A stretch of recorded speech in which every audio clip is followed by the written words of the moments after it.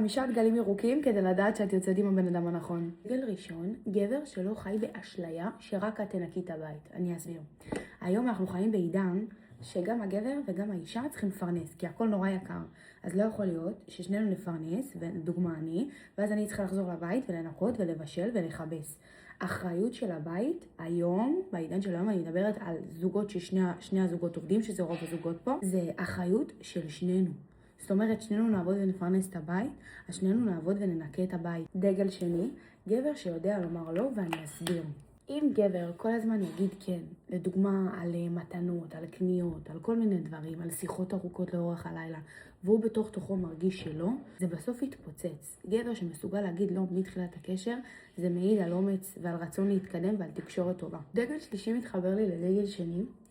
גבר צריך לדעת להיות באיזון. גבר שבתחילת הזוגיות ממש יהיה מטורף מאהבה, אז מה הוא יעשה? הוא יקדם על מתנות, והוא יענה לכל שיחה, והוא מתרגש, והוא ירצה לדבר איתך כל הזמן, ואז יש כזה ירידת לחץ, ההתאהבות יורדת, ופתאום הוא לא רוצה כלום, ובא לו להתפוצץ. למה? זה כאילו היה מוזן מההתחלה.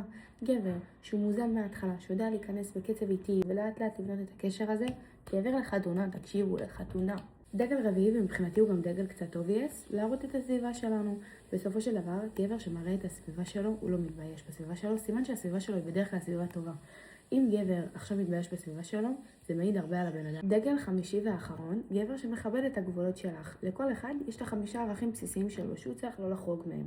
גבר שיודע לכבד אותם ולא לדהור בך להשתנות, גבר לחתונה, תקשיבו לי. אם בא לכם עוד חלק, תכתבו לי בתגובות.